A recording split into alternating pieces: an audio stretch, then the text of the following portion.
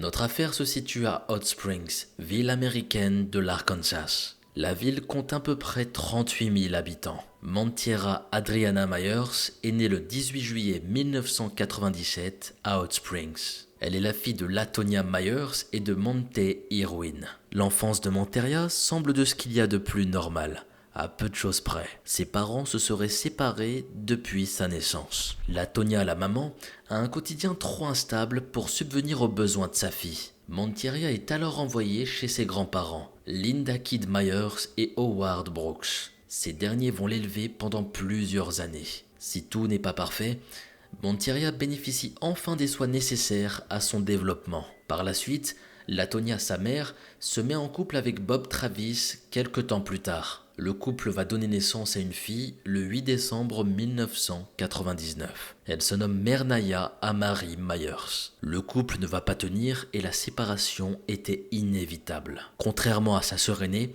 Mernaya est exclusivement élevée par sa mère. Mais cela n'empêche pas les deux sœurs d'être proches l'une de l'autre. Monteria retrouve un peu plus tard le foyer de la maman. Elles se prennent souvent en photo l'une et l'autre. On voit ici qu'une réelle complicité existe entre elles. En 2006, Latonia est arrêtée pour défaut de règlement de ticket de parking. La femme est condamnée à 10 jours de prison. Monteria et Mernaya sont envoyés vivre chez leurs pères respectifs. Mais tout ne se passe pas comme prévu. Les services de protection de l'enfance sont obligés d'intervenir. Les filles sont confiées à des familles d'accueil. La situation ne s'arrange pas plus pour elles. Les personnes en charge de s'en occuper ne sont pas vraiment chaleureuses à leur égard. Monteria retourne vivre chez ses grands-parents. Mernaya, quant à elle, vit entre l'Arkansas et la Virginie. Elle va connaître plusieurs foyers différents où elle va subir de la maltraitance. Malgré le peu de temps passé en prison, Latoya ne revient pas tout de suite auprès de ses filles. Elle n'a plus leur garde et il est difficile pour elle de les récupérer. Les services sociaux sont désormais mêlés à la situation familiale. La mère disparaît puis revient dans le quotidien de ses filles. Monteria et Mernaya sont désormais habituées à ne plus être si souvent en présence de leur mère. Elles feront tout simplement avec. Malgré tout ça, les filles décident de se battre pour réussir. Monteria est une jeune fille énergique et solaire. Dès l'enfance, elle attire les gens vers elle grâce à sa merveilleuse personnalité. Même si elle n'est pas élevée sous le même toit que sa sœur, elle ne manquait pas d'amour. La jeune fille est entourée par ses oncles, ses tantes et de nombreux amis. Monteria est une jeune fille bien élevée. Elle fait preuve de bienveillance à l'égard des gens. Autant vous dire que son sourire est incroyable. Monteria est scolarisée au lycée de Hot Springs. Elle rejoint l'équipe de Pom-Pom Girl, ce qui la rend particulièrement fière. L'adolescente n'oublie pas pour autant de travailler sérieusement pour ses cours. C'est une jeune fille sérieuse qui s'implique dans ce qu'elle entreprend. Monteria ne manque aucun jour d'école, ce qui lui vaut le prix d'assiduité. La jeune fille quitte le lycée diplôme en poche en 2016. Mais la même année, l'adolescente fait face à la perte de son père, Monte.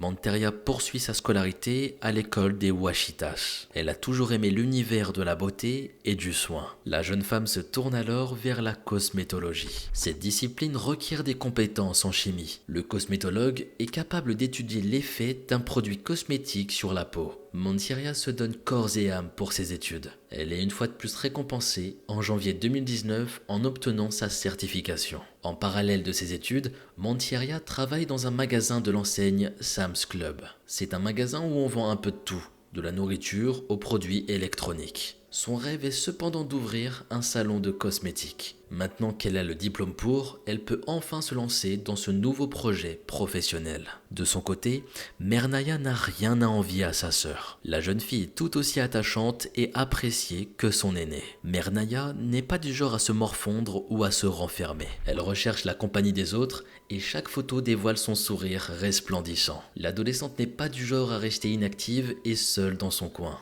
Elle a besoin d'être présente. Mernaya se tourne alors très jeune vers la religion. Elle est baptisée en 2012, l'année de ses 13 ans, au sein d'une église de Newport News en Virginie. Elle déménage à Hot Springs vers l'année 2007. Dans sa nouvelle ville, elle rejoint la congrégation New Faith Christian.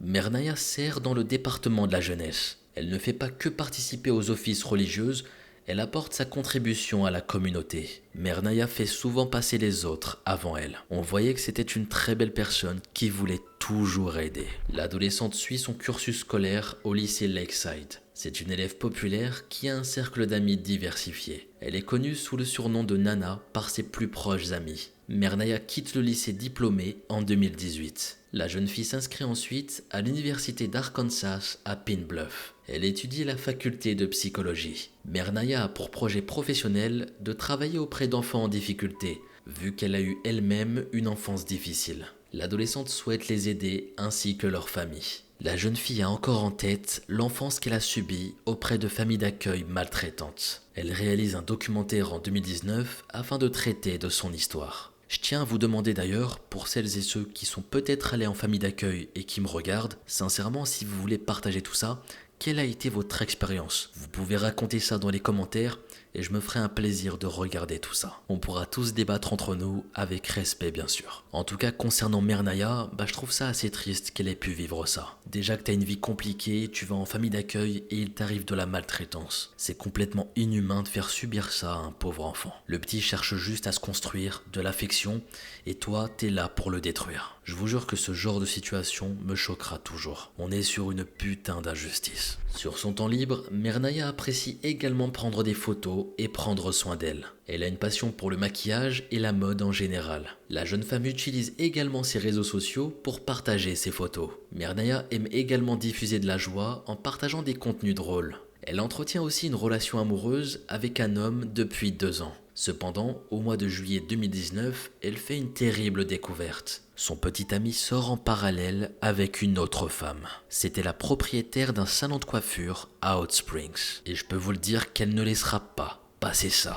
En découvrant l'identité de sa rivale, elle découvre aussi son business. Nous sommes à l'ère des réseaux sociaux et il est désormais possible de confronter quelqu'un en ligne. Mernaya commence à envoyer des messages à Shimon en la confrontant sur ce qui se passe. Les deux femmes se disputent par message au sujet de ce même homme. Il s'avère que celui-ci entretenait des relations simultanées avec Mernaya et Shimon depuis 2 ans. Imaginez que ça vous arrive, vous apprenez que votre petit ami vous trompe.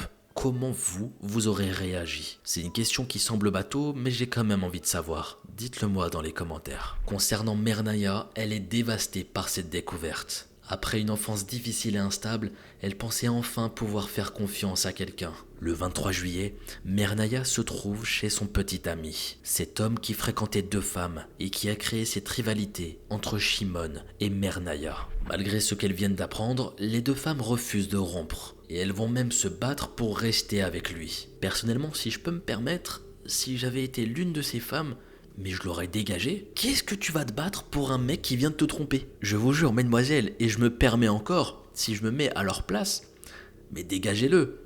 Ne vous battez pas pour ça, s'il vous plaît. Enfin, je sais pas si je suis fou ou quoi, mais... Non mais, il y a plein d'hommes sur Terre, et des meilleurs, j'ai envie de dire. Donc, ne restez pas avec une merde pareille. S'il est capable de tromper aujourd'hui, imaginez ce qu'il fera plus tard.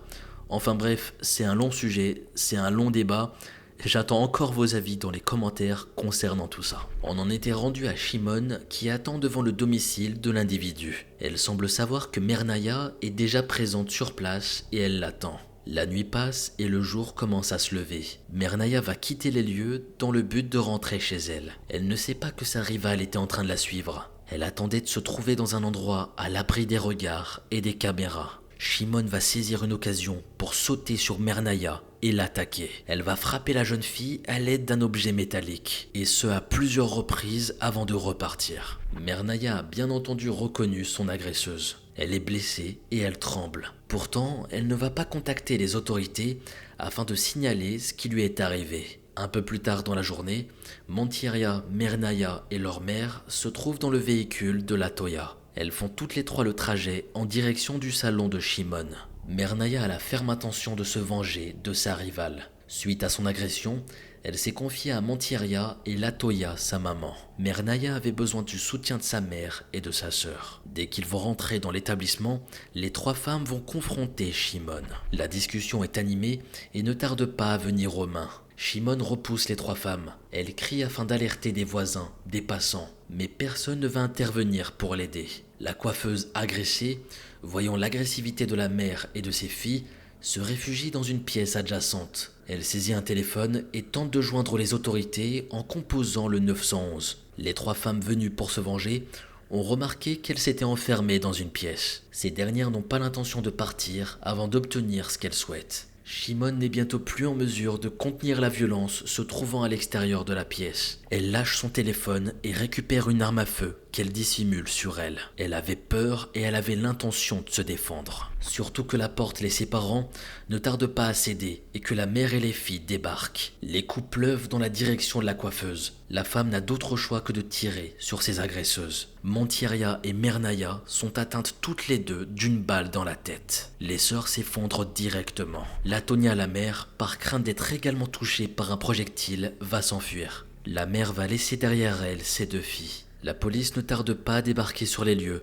ayant été avisée de la fusillade. Les sœurs sont retrouvées au sein du salon, étendues sur le sol. L'une des jeunes femmes a déjà perdu la vie. La seconde est dans un état critique. Elle est conduite de toute urgence à l'hôpital. Mais l'intervention rapide des secours ne suffira pas à la sauver. La seconde sœur est déclarée morte peu de temps après son arrivée. Elles sont identifiées comme étant Montiria et Mernaya Myers. Les deux sœurs étaient âgées de 22 et 19 ans au moment de leur décès. Les autorités lancent rapidement une enquête afin de comprendre ce qui s'est passé. Des personnes ont été interrogées à proximité de la scène de crime. Certains d'entre eux ont été témoins de l'agression.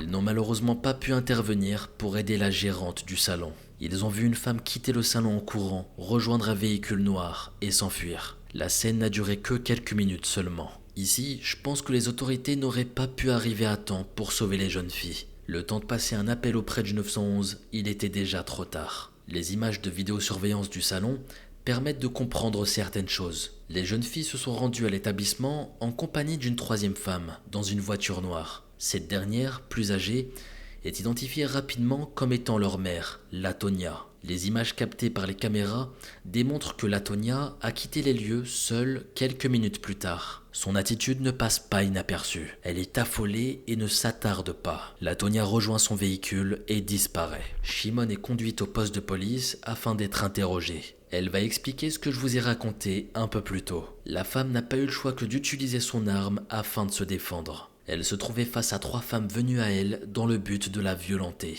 En infériorité numérique, elle aurait pu elle-même perdre la vie au sein de son salon. Selon elle, son pistolet était le seul moyen de s'en sortir. Autant vous dire que cette affaire fera beaucoup de bruit dans le pays. Les habitants et l'opinion publique en général sont choqués. Comment une histoire entre 3 individus a pu conduire à un tel drame ? Si la mort des 2 sœurs les attriste, c'est l'attitude de leur mère qui révolte. Latonia n'a pas dissuadé sa fille de vouloir confronter sa rivale. Elle a décidé de l'accompagner en compagnie de son autre fille. La dispute a dégénéré au point de causer la mort de Montiria et Mernaya. Latonia, leur mère, n'a rien tenté pour les protéger. Pire, elle les a laissés derrière elle et elle est partie pour sauver sa vie. Et vous, à sa place, dans la même situation, qu'est-ce que vous auriez fait ? Les funérailles des 2 sœurs interviennent le 2 août 2019. Une cérémonie est organisée au Hot Springs Junior Academy. Le procureur en charge du dossier ne lance aucune poursuite contre Shimon Dennis. Elle n'a pas été placée en état d'arrestation.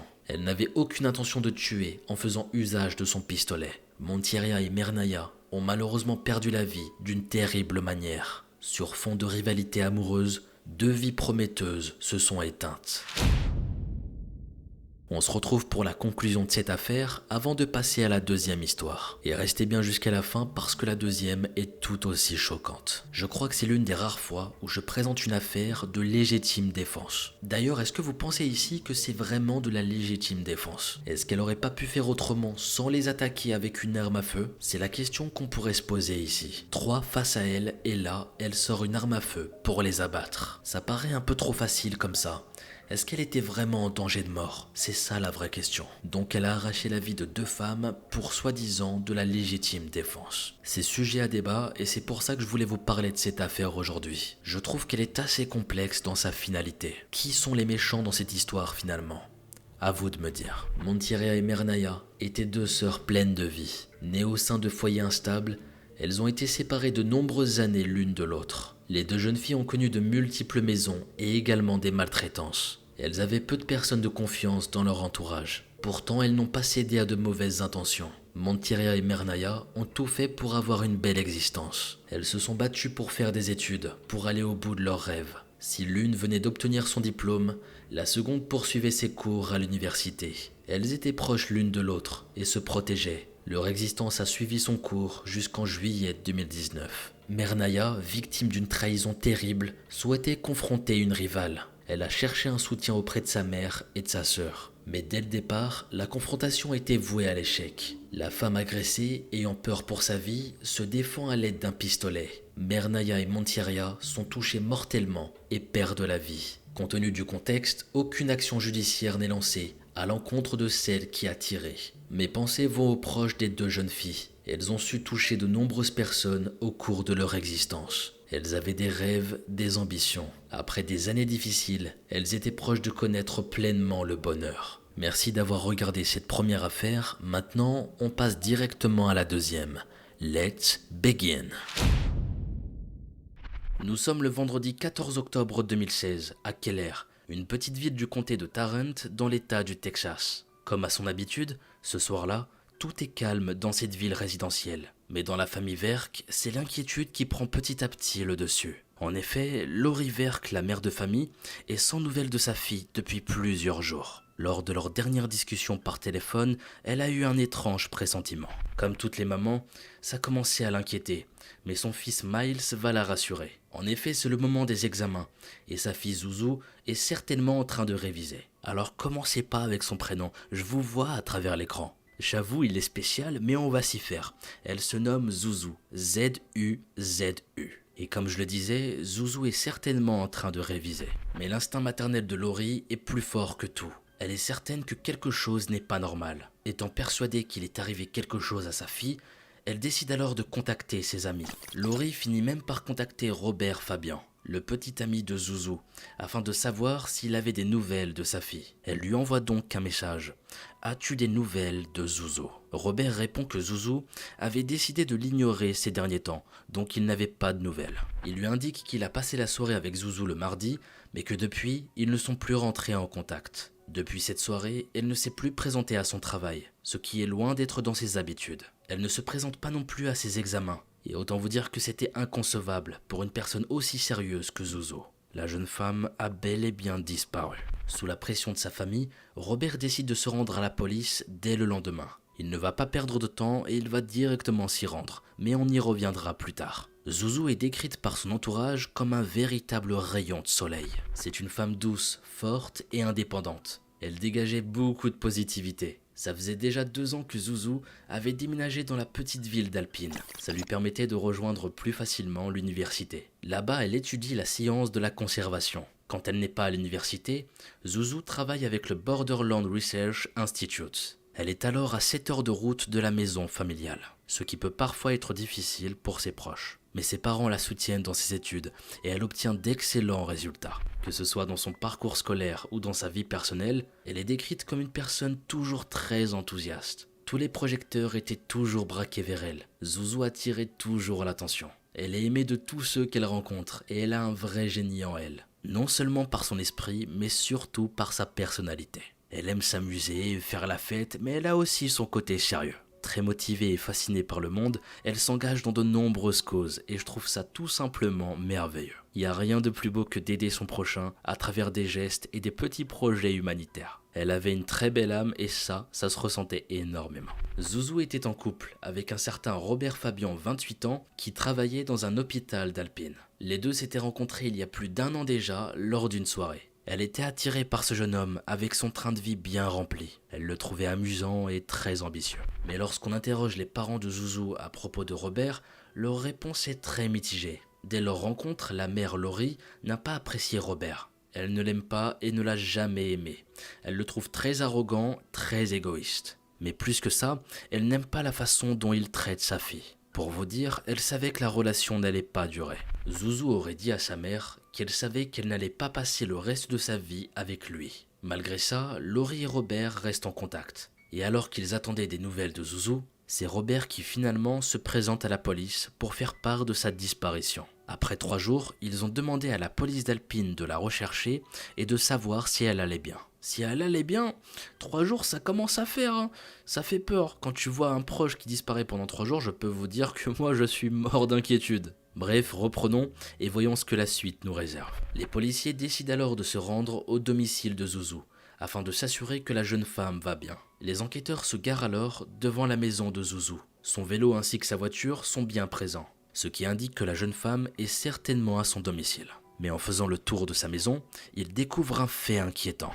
Le chien de Zouzou est dans le jardin, livré à lui-même avec sa laisse sur le cou. Zouzou n'était pas présente à son domicile. Avec tous ces nouveaux éléments, une enquête est ouverte immédiatement. Les parents de Zouzou, Laurie et son père Glenn, décident de prendre la route vers Alpine afin de participer aux recherches. Étonnamment, Robert et Laurie ne se sont pas parlé depuis. Une fois arrivés dans la petite ville de l'étudiante, les parents se rendent compte que les recherches avaient déjà commencé. Des affiches sont placardées à tous les coins de rue, dans les bars, les restaurants. La ville d'Alpine est en ébullition. Toute la population est investie dans sa disparition. Tous les camarades de Zouzou sont désormais à sa recherche. La petite communauté d'Alpine est alors mobilisée pour retrouver la jeune femme. Ils sont soudés et tout le monde soutient la famille. Beaucoup de monde vont s'investir dans les recherches, sauf une personne. Il s'agit de Robert et il est introuvable. À partir de ce moment-là, Robert ne répond plus aux appels de Laurie. Il semble aussi avoir disparu. La fouille commence alors, et tous les moyens à la disposition des policiers sont alors mis en place. Des fouilles aériennes à l'aide d'hélicoptères ainsi qu'au sol. Toute la ville est passée au peigne fin. La population vient alors prêter main forte aux enquêteurs. La mobilisation est totale. La famille de Zouzou est dévastée. Elle cherche désespérément des informations sur l'endroit où elle se trouve. Le lendemain du signalement de Robert concernant sa disparition, eh bien lui, il va engager un avocat. Il avait tout prévu. Il est également la dernière personne à avoir vu Zouzou en vie. Comme c'était sa petite amie, il devient donc l'un des principaux suspects. Mais on était un peu trop tôt dans l'enquête pour affirmer quoi que ce soit. L'avocat de Robert lui impose de ne pas communiquer au sujet de Zouzou. C'est d'ailleurs la raison invoquée par Robert pour justifier son absence aux recherches. Suite à son comportement, la famille de Zouzou, et plus particulièrement son père, sont furieux.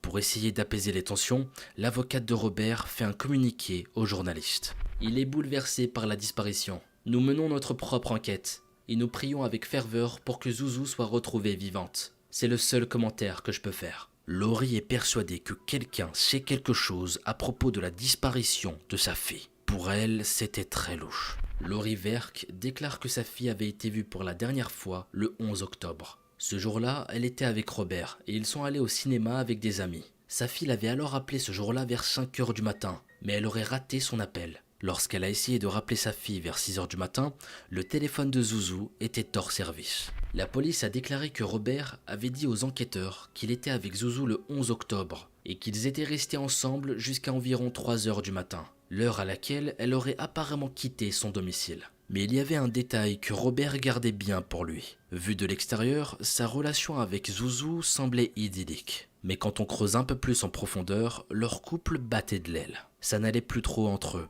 ça devenait de plus en plus toxique. Ils avaient déjà rompu à de multiples reprises, mais Zouzou restait toujours fixé sur ses objectifs. Malgré son amour pour Robert, sa priorité restait ses études. Elle avait la tête sur ses épaules. Une récompense pour toute information menant à la localisation ou au retour en toute sécurité de Zouzou avait atteint 200 000 $.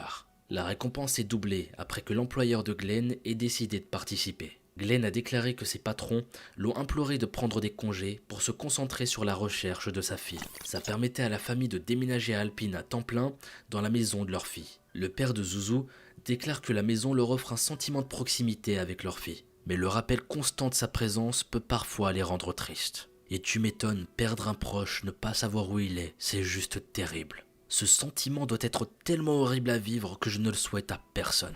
Bref, la police continue d'enquêter sur sa disparition. Les habitants de la ville très unis se demandent si un tueur marche parmi eux. Le chef de la police a déclaré qu'il pourrait impliquer le bureau du procureur général de l'État pour tenter de contraindre Robert à coopérer. Robert ne souhaitant pas communiquer, c'est son avocate Liz Rogers qui va à la rencontre de la famille de Zouzou. Une réunion jugée inutile par Glenn, sachant que cette dernière leur conseille de ne plus parler à la police. Liz ne veut pas non plus répondre aux interrogations de la famille. La police de leur côté continue leur investigation et interroge des dizaines et des dizaines de personnes. Mais concernant Robert, il reste sur ses positions. La dernière fois qu'il aurait vu Zouzou, c'était la veille de sa disparition. Robert a déclaré à la police qu'il s'était disputé avec elle la nuit précédant sa disparition, dispute à propos de l'ex-petite amie de Robert. Mais il affirme toujours qu'elle a bien quitté son appartement à 2 heures du matin. Cependant, Les voisins ont rapporté avoir entendu des disputes et des bruits forts des heures plus tard. Lors des interrogatoires, un voisin de Robert a une version totalement différente. John Franco, un voisin de Robert, déclare que vers 21h, le jeune couple a préparé le dîner. Le voisin pouvait presque entendre leur conversation. Ils ont passé une partie de la soirée à rire ensemble. Mais il affirme que vers 23h ce soir-là, il a entendu une dispute violente. Le couple faisait alors des allers-retours dans toute la maison. Il en serait même venu aux mains. Le voisin indique qu'entre 3h et 4h du matin, sa petite amie a entendu un bruit sourd. John est alors sorti paniqué. Mais la seule chose qu'il a vue, c'était Robert. Selon lui, la voiture de Zouzou était toujours garée dans son allée. La même voiture qui a été retrouvée devant la maison de Zouzou par les enquêteurs. Alors qui croire?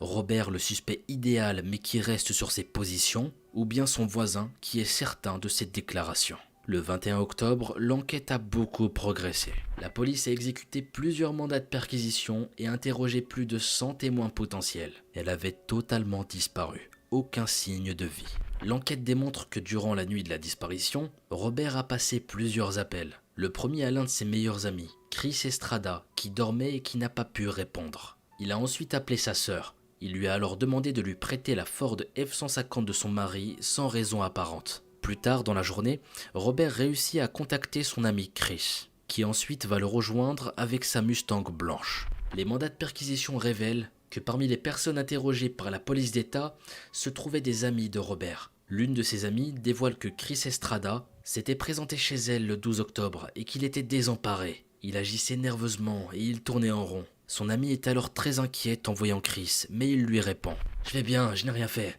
Si elles veulent m'interroger, je n'ai rien à leur dire. » Elle dit qu'elle n'avait aucune idée de ce dont Chris parlait. Elle déclare à la police que Chris avait utilisé son téléphone portable pour contacter Robert. À partir de ce moment-là, Chris est alors une personne potentielle dans cette affaire. Il est donc interrogé par la police. Contrairement à Robert, Chris se montre coopératif, mais son test polygraphe n'a pas été concluant. La police fouille également la camionnette Ford enregistrée au nom du beau-frère de Robert. Ils obtiennent un mandat à la recherche d'ADN, de sang et de preuves potentielles. Il y a aussi 4 autres mandats de perquisition déposés dans l'affaire, qui visent des enregistrements de téléphone et de l'ordinateur portable de Robert. 2 semaines après la disparition de Zouzou, la police a officiellement fait passer son petit ami de personne d'intérêt à suspect dans la disparition. Un communiqué indique que la famille de Robert et son ami proche, Chris, étaient également considérés comme des personnes d'intérêt dans la disparition de Zouzou. Tout ça a été dû au fait que Robert avait appelé Chris à 2 reprises très tôt le matin de la disparition de sa petite amie. Les documents indiquent que les 2 hommes ont communiqué à peu près au même moment en utilisant l'application Snapchat.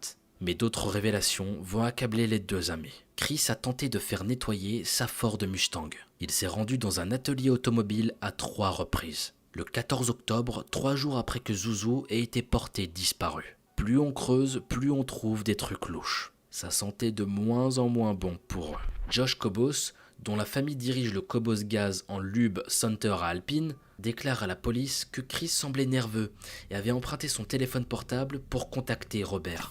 Josh Cobos indique qu'il trouvait que le comportement de Chris était étrange, étant donné que Zouzou venait d'être porté disparu. Chris a déclaré à la police qu'il avait conduit Robert tôt mercredi matin, incitant les enquêteurs à fouiller sa Ford Mustang. Le truck de son beau-frère avait déjà été analysé. C'était au tour de la Mustang de Chris de faire l'objet d'analyse. La police obtient également un mandat de perquisition au domicile de Robert. Tous ces éléments conduisent à une conclusion. Robert est impliqué dans la disparition. Il est interrogé par les enquêteurs, mais aussi par les médias, mais il n'est pas très bavard. Son ami Chris, par contre, se prête volontiers à des interviews devant les caméras. Il répond aux journalistes avec un petit sourire qui fait froid dans le dos, mais il affirme toujours qu'il n'y est pour rien. Leur défense sera mise à mal grâce à une nouvelle découverte des enquêteurs. Grâce à la carte bancaire de Chris, ils arrivent à retracer certains achats effectués par Robert. La nuit de la disparition, il a été filmé grâce à des caméras de surveillance, en train d'acheter 3 articles qui ressemblaient à des habits de protection pour la peinture,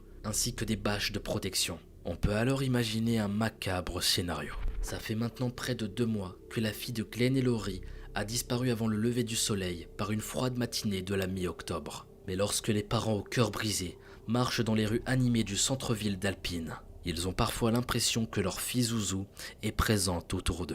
Ils la voient partout et c'est comme si elle était toujours parmi eux. Désormais, il y a des affiches partout sur la disparition de Zouzou. Les affiches montrent le visage souriant de l'étudiante et ses cheveux blonds qui sont placardés à travers la ville. Tout le monde est à sa recherche, mais malgré les efforts de chacun, elle reste introuvable. Sachant que tous les éléments découverts par les enquêteurs n'ont pas été divulgués, les parents de Zouzou se rassurent en imaginant qu'elle a pu être enlevée et qu'elle est toujours en vie. Mais on le sait bien, dans des affaires de disparition, plus le temps passe pour retrouver la personne, moins on a de chances de la retrouver en vie. Je sais, ça fait peur de dire ça, mais c'est réel, malheureusement. De son côté, la police examine des centaines d'heures de vidéos de surveillance qui ont été récupérées auprès de petits centres commerciaux et des endroits stratégiques. Nous sommes en février. Laurie, Glenn et leur fils Miles ne cessent de faire des allers-retours entre leur maison et celle de leur fille. Pendant leur séjour à Alpine, la famille a beaucoup appris sur les membres de la communauté, qui ont montré leur soutien quotidiennement.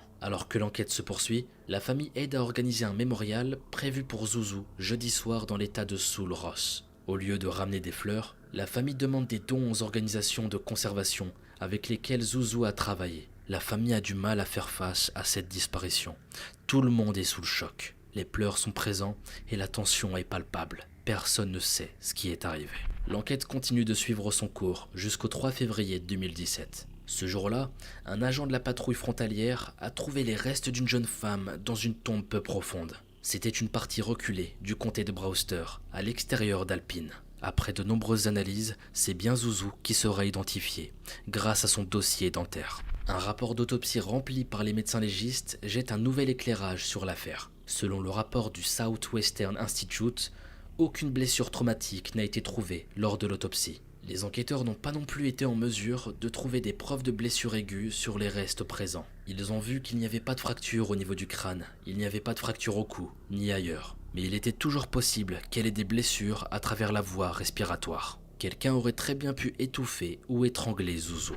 En plus de ne pas trouver de blessures, le rapport indique qu'une toxicologie post-mortem est revenue négative. Zouzou n'a montré aucun signe de maladie naturelle. Selon le rapport, c'est une combinaison de ces conclusions qui a conduit les examinateurs à croire que l'homicide était la cause du décès de Zouzou. Quelques jours après que le corps de leur fille a été retrouvé et que les éléments ont été révélés, la famille de Zouzou a déclaré que la relation qu'elle avait avec son petit ami était instable, mais qu'ils ne s'attendaient pas à ce que cela se termine ainsi. Zouzou a été porté disparu en octobre, avant que ses restes ne soient retrouvés. Son petit ami Robert est donc identifié et arrêté par la police comme le principal suspect de sa mort. Laurie déclare que sa fille avait rompu avec Robert à plusieurs reprises dans les mois précédant sa mort. Zouzou a partagé avec moi et beaucoup d'autres personnes. Ça faisait déjà des mois qu'elle n'était plus amoureuse de Robert. Zouzou avait essayé de rompre avec lui plusieurs fois, mais malheureusement, elle n'a jamais réussi. Elle qualifiait Robert de manipulateur. Mesquina, elle voulait partir, mais elle est restée bloquée. C'est tellement triste. Se retrouver dans un tel bourbier et que ça se termine ainsi, c'est scandaleux. Au tribunal, un grand jury est alors créé afin d'éclaircir tous ces éléments. Nous sommes donc dans le scénario classique d'un amour toxique. Robert est arrêté pour avoir falsifié des preuves en cachant son cadavre. Les enquêteurs annoncent que l'ami de Robert, Chris, est arrêté par les autorités de l'Arizona pour les mêmes accusations. La police a déclaré que Chris était la première personne qu'il a appelée la nuit où Zouzou a disparu. Pour le moment, ni l'un ni l'autre n'a été accusé de son meurtre, bien que la police ait déclaré que des accusations supplémentaires étaient en attente. Robert a été inculpé en mars 2017 dans le comté de Brewster. Le juge a ensuite ordonné que le procès soit déplacé dans le comté de Caldwell, au sud d'Austin.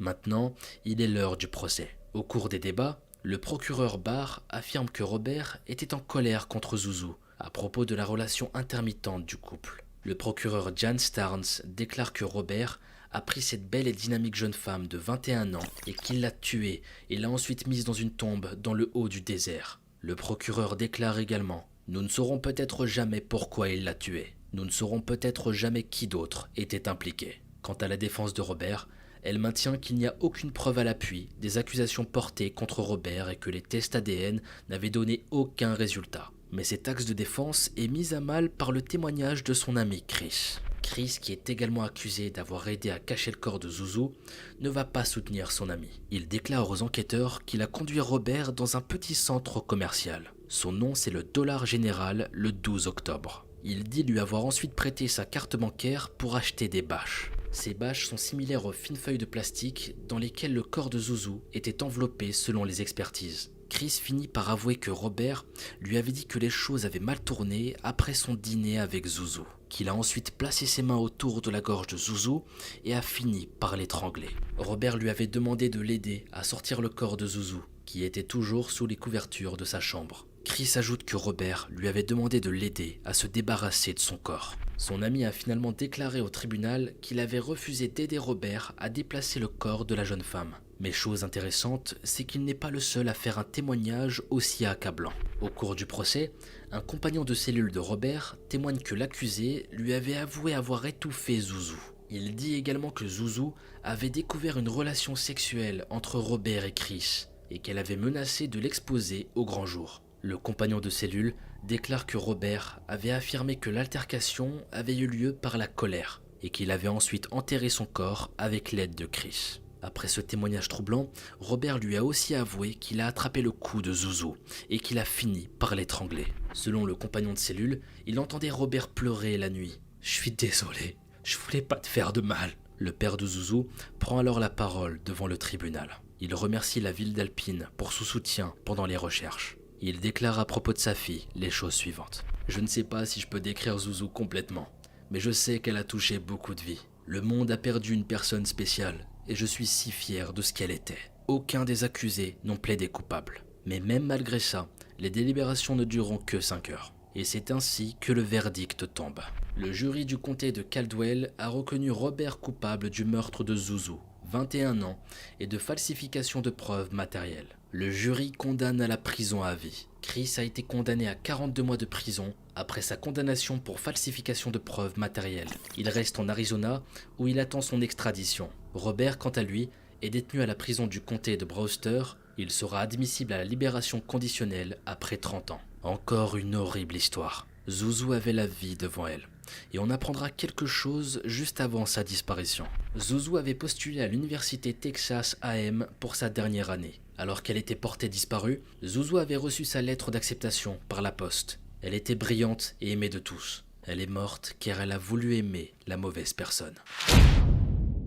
Ainsi se termine la triste affaire de Zouzou Verk, une jeune femme qui va disparaître et qui va malheureusement perdre la vie. Le plus troublant dans ce genre d'affaires, c'est de voir que le tueur et son complice sont prêts à tout pour faire disparaître le corps. Ils sont prêts à tout pour qu'on ne la retrouve jamais. Tout est calculé. Et bien heureusement, ça ne se passera pas comme ils l'avaient prévu. Ils vont se faire attraper et prendre une lourde peine de prison.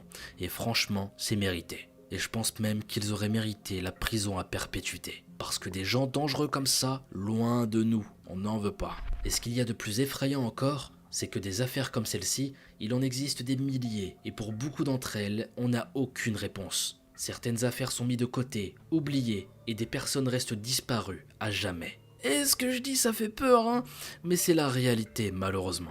Donc prenez soin de vous et faites attention à vos proches, mes amis. Notre vie peut basculer du jour au lendemain, tout peut s'arrêter. T'es pas très rassurant, Mogo. Dire ça à la fin de ta vidéo, laisse-nous tranquille. Non. Que voulez-vous? La vie, c'est pas toujours un conte de fées, malheureusement. On vit dans un monde de fous, bordel. Et je pense que ça, vous le savez. Bref, il est temps pour moi de vous laisser. Et je vous dis à la prochaine pour une nouvelle vidéo. C'était Mogota.